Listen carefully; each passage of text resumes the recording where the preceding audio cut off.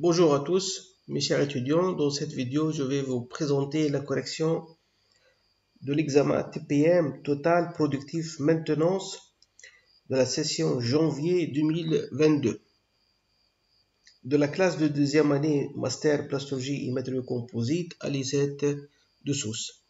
Avant de passer à la correction, je vous demande de télécharger l'examen.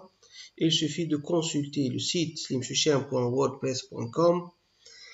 Passez à l'article 15 intitulé TPM et télécharger l'examen janvier 2022. Vous pouvez aussi me suivre directement sur ma chaîne YouTube Slimchuchen et regarder toutes les vidéos relatives au cours TP Examen en consultant la playlist TPM.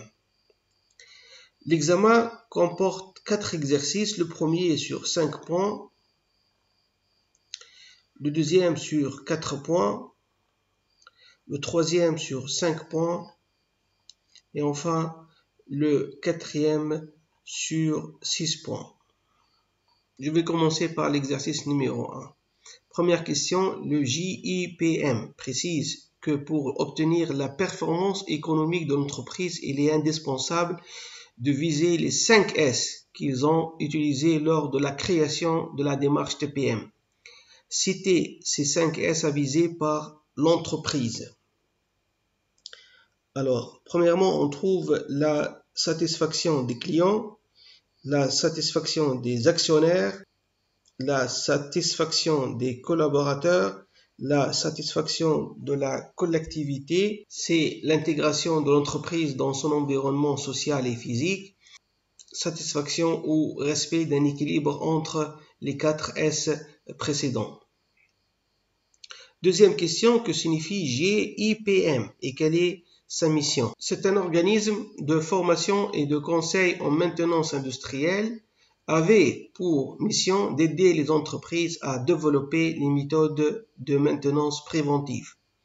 Troisième question, le JIPM évalue le résultat de l'entreprise en termes de PQCDSM. Que signifient ces termes? Donnez un exemple concret pour chaque résultat. P, c'est la productivité comme le TRG ou bien le nombre de pannes. Q, qualité, défaut interne ou bien le nombre de réclamations clients. C, c'est le coût d'exploitation ou bien coût de maintenance. D, c'est le délai, stock et en cours ou bien le respect de juste à temps. S, c'est la sécurité comme le nombre d'accidents, la pollution, l'intégration des normes ISO dans la société. M, c'est la motivation comme l'implication, la responsabilisation, le savoir-faire et la rigueur. Quatrième question, citez les 3 types de pertes dues aux méthodes et procédés. Le premier, c'est le rendement matériaux. Ce sont les pertes de matière qui s'expriment par le rapport quantité matière achetée sur quantité matière vendue dans le produit fini. Deuxièmement, rendement énergétique exprimé soit par rapport à une valeur théorique, soit par comparaison avec d'autres procédés ou bien d'autres ateliers. Et troisièmement, c'est la surconsommation d'outillage et de fournitures, telles que les casses ou bien l'usure des outillages, la consommation excessive d'huile, de coupe ou bien de lubrifiant, etc. Exercice 2. Un des piliers de la TPM est l'amélioration au cas par cas, ou bien chasse aux pertes, indiquées sur la figure suivante, les 8 étapes de la méthodologie de ce pilier. Des groupes de travail chasse aux pertes réaliseront un inventaire complet des pertes en s'appuyant sur les composants de TRG ou bien sur les coûts de revient direct et indirect. Les pertes sont classées dans une matrice de pertes et quantifiées. Un classement complémentaire des pertes par secteur ou bien par pilier concerné permet de gérer plus facilement le projet. La première étape consiste à valoriser les différentes pertes, rechercher les causes principales et les confirmer. Durant la phase d'analyse de problème, les différentes composantes de coûts pourront alors être chiffrées. La matrice des pertes est complétée par la recherche de leur cause principale. Elles seront confirmées par une analyse sur terrain. Deuxième étape consiste à choisir les pertes prioritaires, définir les objectifs et les délais, nommer le responsable de chaque projet. La matrice des pertes associée à un classement type Pareto permet à la direction de fixer les priorités et les objectifs de gain en fonction de sa politique et de sa stratégie. L'amélioration au cas par cas est conduite sous la responsabilité de la direction qui fixe les priorités, les objectifs, les délais et désigne le responsable de projet. La troisième étape consiste à analyser les causes et leurs différents facteurs afin de chercher les causes racines, traiter les facteurs au cas par cas, rechercher les différentes solutions, choisir la meilleure et définir les moyens de résolution. Chaque responsable de projet constitue un groupe de travail qui a pour premier objectif de mettre en évidence les différents facteurs à l'origine de la perte. Quatrième étape consiste à définir les indicateurs. La cinquième étape consiste à mettre en place les moyens.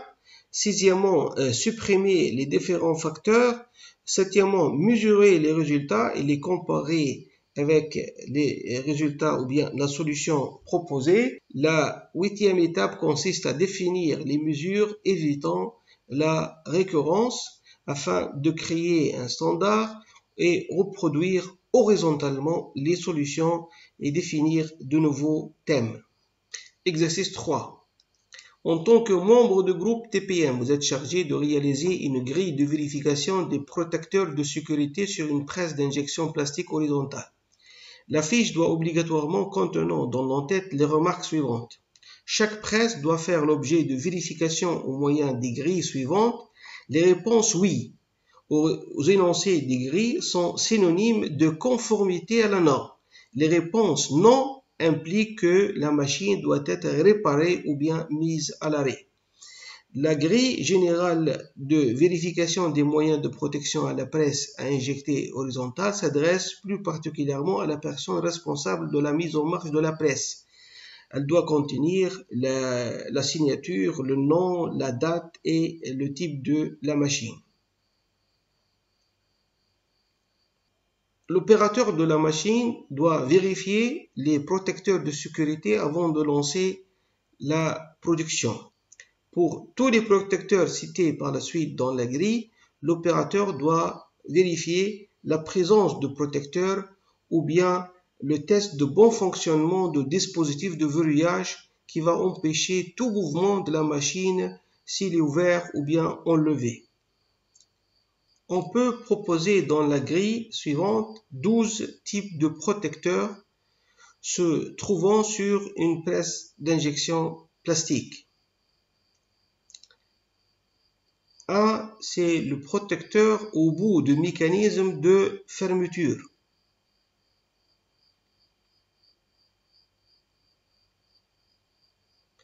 2. C'est le protecteur de mécanisme de fermeture. 3. Protecteur de la zone de moule. Côté de l'opérateur de production. 4. Protecteur opposé à l'opérateur. 5. Protecteur de dessus. 6. Protecteur au bout de la zone de moule. 7. C'est le protecteur de la buse. 8. C'est le protecteur de baril d'injection. 9. Le protecteur de la goulotte d'alimentation. 10. Le protecteur d'accouplement de la vis. 11. C'est le protecteur sous le mécanisme de fermeture. Et enfin, 12. C'est le protecteur de la décharge des pièces. Exercice 4. Prenons comme exemple la production d'une machine de 8 heures par journée. Donnée Horaire de travail, 8 heures. Pause, 20 minutes. Arrêt programmé, nettoyage plus préventif plus réunion est égal à 15 minutes. Panne, 30 minutes. Réglage, 10 minutes. Changement de consommable, 10 minutes. Changement de fabrication, 30 minutes. Pièces fabriquées, 1200, dont 3% de rebut. Temps de cycle théorique, 5 pièces par minute. Temps de cycle réel, 4 pièces par minute. Micro-arrêt, environ 20 dans le poste. Marche à vide pour vidange de la ligne est égal à 10 minutes. Première question, calculer le taux de qualité.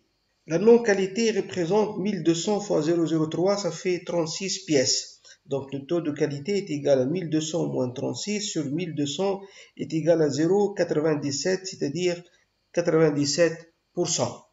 Ou bien directement 100% moins 3%, ça fait 97%. Deuxième question, calculer le temps requis. L'horaire de travail, c'est 8 heures, c'est-à-dire 480 minutes. Pause, 20 minutes. Arrêt programmé, nettoyage plus préventif plus réunion, 15 minutes. Donc, le temps requis est égal à 480 moins 20 moins 15, ça fait 445 minutes. Calculer le taux de charge est égal à 445 sur 480 minutes, ça fait 92,7%. Quatrième question, calculer le temps brut de fonctionnement. Les pannes sont estimées 30 minutes, les réglages 10 minutes, changement consommable 10 minutes et changement de fabrication 30 minutes. Total 80 minutes. Le TBF, c'est le temps de brut de fonctionnement, est égal à 445 moins 80 minutes est égal à 365 minutes. Calculer le taux de disponibilité est égal à 365 sur 445, ça fait 0,82, c'est-à-dire 82%. Calculer le temps net de fonctionnement. La cadence théorique estimée à 5 pièces par minute, la cadence réelle 4 pièces par minute. Donc le temps net de fonctionnement est égal à 1200 sur 5, ça fait 240 minutes. Calculer le taux de performance est égal à 240 sur 365, ça fait 0,657, c'est-à-dire 65,7%. Calculer le temps utile. La non-qualité représente 36 pièces, soit un temps de 36 sur 5, ça fait 7,2 minutes. Donc le temps utile est égal à 240 minutes moins 7,2 minutes est égal à 232,8 minutes. Recherchez les causes des pertes de rendement les plus importantes. Perte due à la sous-vitesse, 300 moins 240, ça fait 60 minutes.